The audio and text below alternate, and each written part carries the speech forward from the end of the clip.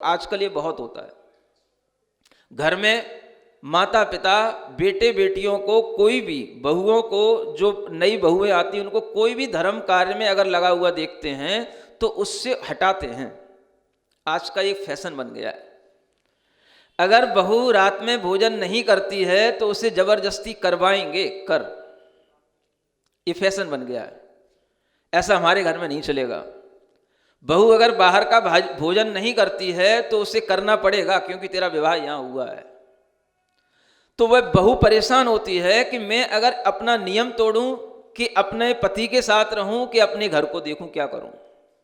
और जिनमें साहस नहीं होता है तो उन्हें नियम तोड़ना पड़ता है।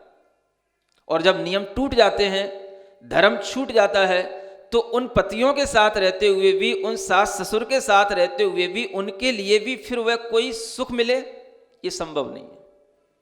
उन्हें केवल इतना ही प्रयोजन है कि हमारे सामने तो जैसा हम कर रहे हैं तैसा तुमको करना है, क्योंकि बहू छोटी होती है, सास ससुर बड़े होते हैं।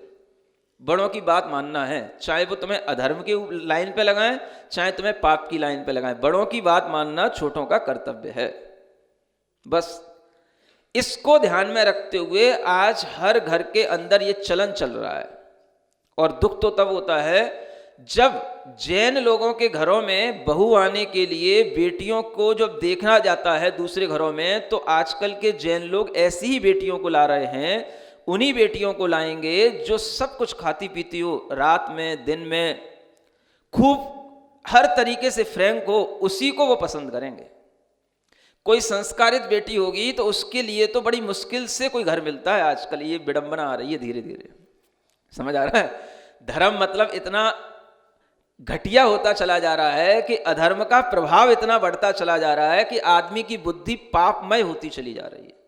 और उस पाप बुद्धि के कारण से वह धर्म को गिरता हुआ देखना चाहता है। धर्म से कोई भी अपने अंदर अच्छा ही नहीं समझता है। धर्म का मतलब तो रूढ़ी समझता है, या बिल्कुल अपना ट्रेंड नहीं है, अपनी फैशन में नहीं है, ऐसी बात समझता है। लेकिन उसके माध्यम से जो उसे कष्ट होंगे, दुख होगा, वो उसे समझ नहीं आता कि उसी की वजह से उसके घर में जो पहले था वो सब धीरे धीरे गिरने लगता है, नष्ट होने लगता है। जब किसी धर्मात्मा के लिए धर्म को नष्ट करके उसके माध्यम से आप अपना मन का काम करते हो, तब सुन रहे हो। अगर समझ में आ जाए तो अपनी बुद्धि संभालने का प्रयास करना। भगवान शांतिनाथ की भक्ति करते हुए ये बुद्धि अगर आपके अंदर आ जाए तो अपनी मान कसाय को कम करने का प्रयास करना। एक तो ऐसे घराने हैं जिनमें संस्कारों की कोई जरूरत ही नहीं है, और एक ऐसे घराने होते हैं जिनमें अच्छे संस्कारित बेटी बेटियां होते हैं। लेकिन अगर उन संस्कारित बेटी बेटियों के लिए भी घर देखे जाते हैं तो जहां पर उनके माता पिता घर देखने जाते हैं तो उन घरों में इसी तरीके की डिमांड मिलती है।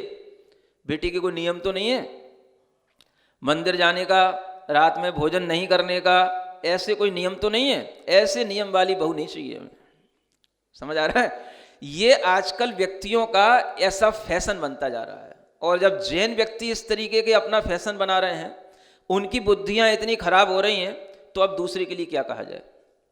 तो जैन व्यक्तियों को अपना दिमाग ठीक रखना है। अगर जो अपना कुलाचार है, अपना जो धर्म का आचरण है, वही अपने बच्चे नहीं पालेंगे और वही अपने घर में बहू बेटियां नहीं पालेंगी, तो तुम्हारे घर में कभी भी समृद्धियां रहने वाली नहीं है। स्त्री को इसीलिए लक्ष्मी कहा जाता था।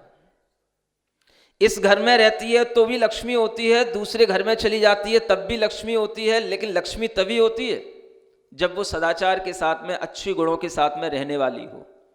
और ऐसी लक्ष्मी का अपमान करने वाले लोगों के पास में कैसे लक्ष्मी हो सकती है। तो जिन लोगों के दिमाग ज़्यादा खराब हो रहे हैं आज की फैशन में, आज की ट्रेंड में, आज के इस चाल चलन में, वो अपना दिमाग थोड़ा ठिकाने पर रखें, संभाल के रखें।